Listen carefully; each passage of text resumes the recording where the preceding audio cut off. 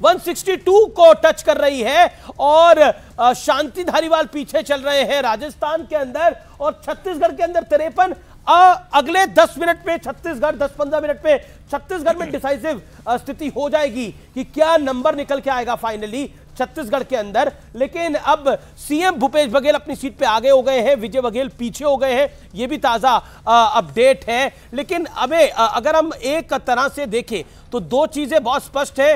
हिंदी पट्टी के अंदर कांग्रेस का सफाया हो गया है, लेकिन तेलंगाना में कांग्रेस ने अपनी लीड को बढ़ा लिया है। इस नीचे की तरफ हम जाएंगे तो ये जो नंबर है ये अब कांग्रेस का बढ़ता हुआ दिखता हुआ, कांग्रेस को एक बड़ी बढ़त तेलंगाना में मिल रही है 119 में से। ये नंबर शायद हमारे व्यूअर नहीं देख पा रहे होंगे, लेकिन मैं बता रहा हूं Congress plus 66, BRS 41, BJP 9, AIMIM जो पिछली बार 7 थी वो इस बार 3 हो गई है, उसका नंबर कम होता हुआ। लेकिन कांग्रेस को बहुत बड़ी बढ़त तेलंगाना के अंदर मिल गई है, अब ऐसा लग रहा है। लेकिन फिर भी मैं कहूंगा कि तेलंगाना में कांग्रेस आगे चल रही है और छत्तीसगढ़ के अंदर कांग्रेस की सत्ता जा रही है, तो ये बहुत बड़ा नुकसान हो रहा है। संतोष पांडे भारतीय जनता पार्टी के सांसद छत्तीसगढ़ से, एमपी संतोष पांडे जी इस वक्त हमारे साथ जुड़ चुके हैं। संतोष जी स्वागत है न्यूज 18 इंडिया पर, शुभकामनाएं, बधाई। सबने एक तरीके से राइट ऑफ कर दिया था आप लोगों को छत्तीसगढ़ में, लेकिन जबरदस्त सीटें छत्तीसगढ़ में भी। संतोष जी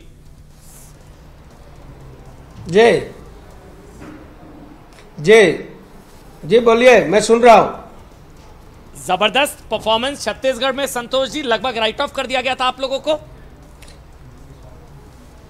जी लोग तो आश्चर्यजनक रिजल्ट आने का विश्वास नहीं कर रहे थे, किंतु हम सबको यह विश्वास था कि ऐतिहासिक रिजल्ट आएगा और हमको अपने किए गए कार्यों पर, हमारे केंद्रीय नेतृत्व के ऊपर और आम जनता जो चाहती थी वो हमें एहसास था। बस्तर से लेकर के सरगुजा तक, मैं स्वयं बस्तर का प्रभारी हूं, द्वितीय फेज में मैं सरगुजा गया हुआ था।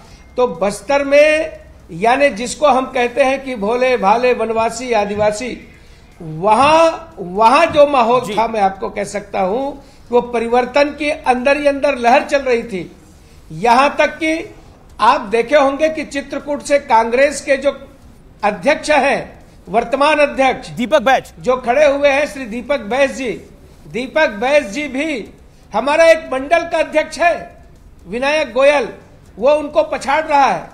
जो पूर्व अध्यक्ष है मोहन मरकाम जी, ये बड़ा बहुत बड़ा है। ये छत्तीसगढ़ के अंदर जो हुआ है वो वाकई बीजेपी ने जिसे कहते हैं मैजिक करके दिखाया है। जिस तरह से कांग्रेस के हाथ में था छत्तीसगढ़, आज से 2 महीने पहले 3 महीने पहले कोई सोच नहीं सकता था कि छत्तीसगढ़ के अंदर भारतीय जनता पार्टी 50+ होगी।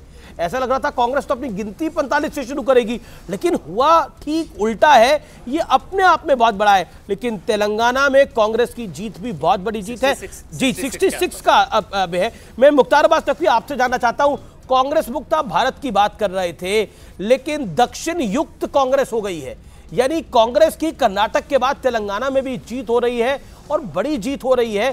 क्या आपको लगता नहीं है ये वाकई एक खतरे की घंटी है भारतीय जनता पार्टी के लिए? दक्षिण राज्यों में जहां पर बीजेपी की स्थिति तेलंगाना में ठीक बताई जा रही थी, वहां बीजेपी पहले से तो बेहतर कर रही है, लेकिन मतलब कुछ बहुत बड़ा इंपैक्ट नहीं छोड़ पाई है।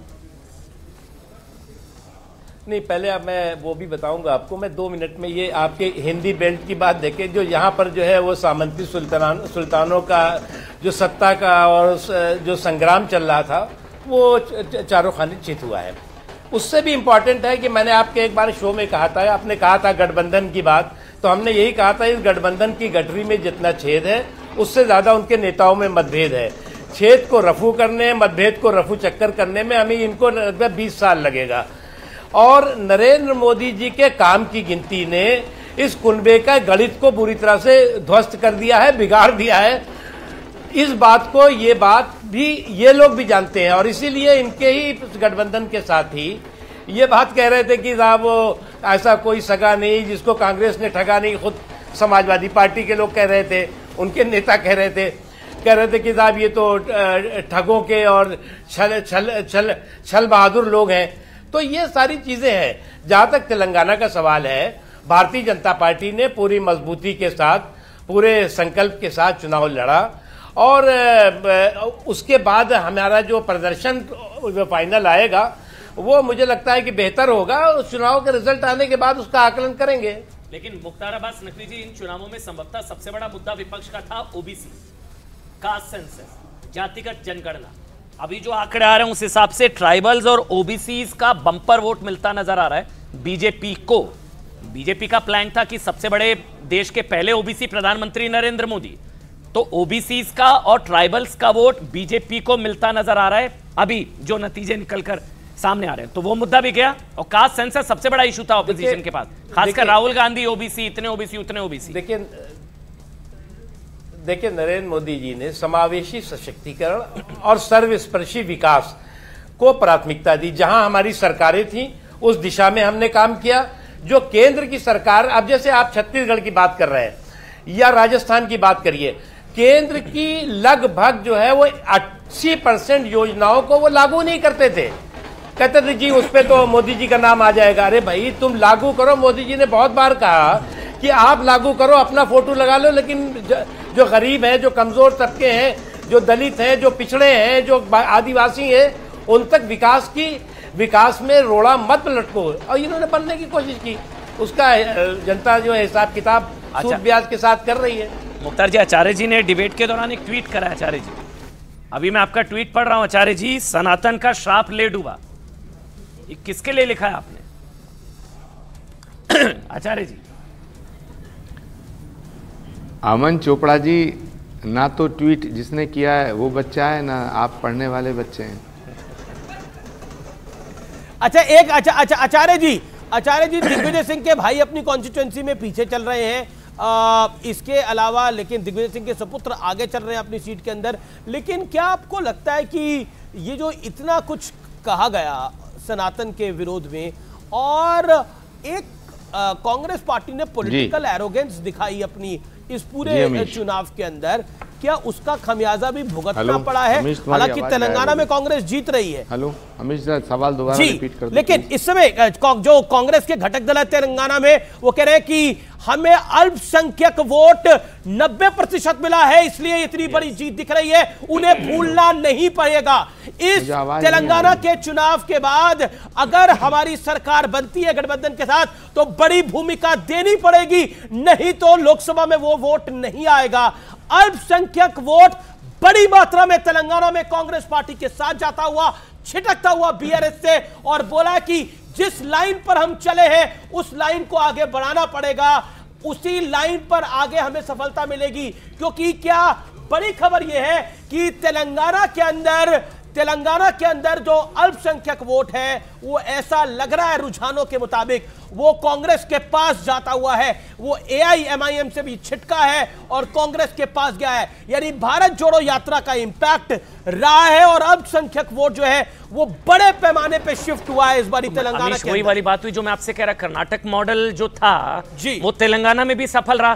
तो हिंदी पट्टी में हार के बाद भी सनातन को गाली वाले उससे सबक शायद लेंगे, नहीं लेंगे? मुख्तार अब्बास नकवी जी, देखिए अगर आप वो वाली बेल्ट आप पूरी जीत भी रहे हैं, मैं कहता हूं आप तेलंगाना कर्नाटक जीत भी रहे हैं, आप 130 सीटें हैं दक्षिण में। नहीं, बिल्कुल आपकी बात सही है। वो वाली इस बेल्ट में आप 50% सीटें ले भी जाते हैं, वहां पे घटक बाकी दल भी तो है। क्या लेफ्ट नहीं सीटें लेगा, क्या डीएमके सीटें नहीं लेगी, क्या एआईडीएमके सीटें नहीं लेगी, पॉइंट ये है। लेकिन आप पूरे भारत में आप इसका इंपैक्ट तो महाराष्ट्र तक आएगा, इसका इंपैक्ट तो महाराष्ट्र तक आएगा, उधर बिहार तक जाएगा, क्या करिएगा? तो फिर मुख्तार अब्बास नकवी, क्या विपक्ष सबक लेगा या मुझे लगता है और अग्रेसिवली एंटी हिंदू स्टेटमेंट्स आएंगी? ये मेरी रीडिंग है, हो सकता है गलत हो, क्योंकि कर्नाटक में मॉडल पास हुआ, वो सतीश जारकिहोली और तमाम चीजें।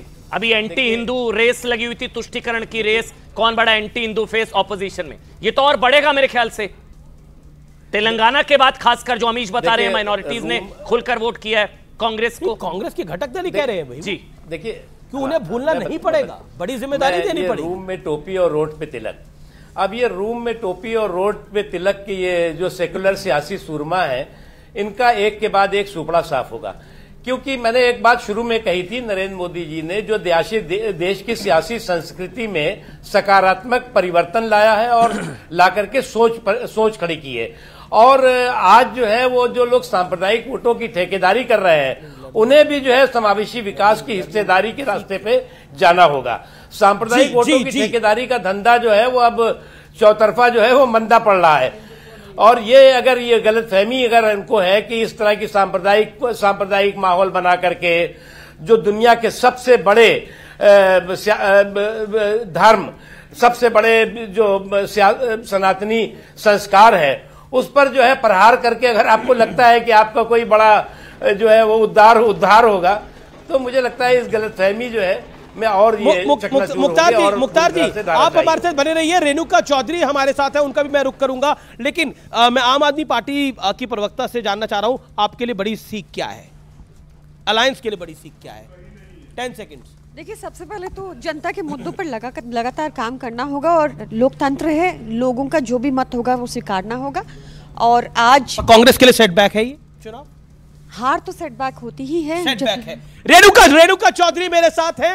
रेणुका चौधरी के साथ जब मैं कवर करता था पार्लियामेंट को तो हमने काफी वक्त बिताया है। रेणुका जी, अभिनंदन है आपका।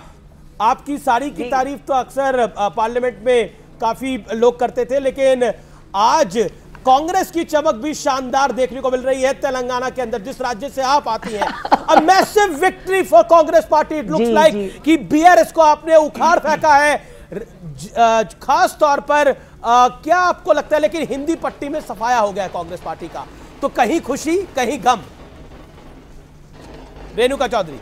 हाँ, कभी खुशी कभी गम, ये तो है। हमने बड़ा उम्मीद रखे थे कि राजस्थान और मध्य प्रदेश भी, मैं आज शाम तक रुकूंगी कुछ कहने के पहले, उम्मीद फिर भी रखे हैं। और तेलंगाना तो हम 1 साल पहले हमने बताया था कि ये होगा यहाँ। और हम बहुत बहुत धन्यवाद देते हैं वोटर महाशय को, कैडर को, जिन्होंने कमर कस के काम किए, और हमारे लीडर्स को जिन्होंने पूरा मेहनत लगा के हमारा साथ। चलिए मैं एक सवाल आपसे पूछ लेता हूं, क्या तेलंगाना को पहली महिला मुख्यमंत्री मिल सकती है इस बार? अब इसका मैं क्या बताऊं, कुछ भी हो सकता है राजनीति में, ये अलग बात है। राहुल जी ने जरूर कहा है, मगर ये देखा जाएगा, एमएलए तय करेंगे ये, आप और मैंने, और जरूर टेलीविजन नहीं, आपका, क्योंकि आप कैबिनेट मंत्री हैं, आपका अनुभव है, तो क्या वी कैन सी, क्या मैं आपकी ओपिनियन जानना चाह रहा हूं, क्या महिला मुख्यमंत्री मिलनी चाहिए तेलंगाना को? ये मेरा सवाल है, क्योंकि इसकी बात कांग्रेस ने कई बार ही करी अपनी कैंपेन में। हम बहुत खुश है कि कांग्रेस आ गई तेलंगाना में। तेलंगाना देने के बाद हम 2 बार यहाँ से आ नहीं सके, अब की बार हम आ गए। हम इसी बात पे खुश हैं। I am very happy. और हम उम्मीद रखते हैं कि जो भी मुख्यमंत्री बनेगा वो बहुत भारी जिम्मेदारी है। रेणुका जी, बाकी राज्यों के ऊपर भी एक कमेंट, खुशी बनाने की बात। सुधांशु त्रिवेदी भी है। मध्य प्रदेश, राजस्थान, छत्तीसगढ़, बाकी राज्यों में जो कांग्रेस की स्थिति है, I am very surprised. I am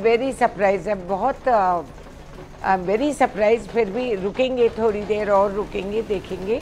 हाँ, लीड तो सेटल हो गई, मुझे लग रहा है कि शायद हम वहाँ नहीं जीत रहे हैं।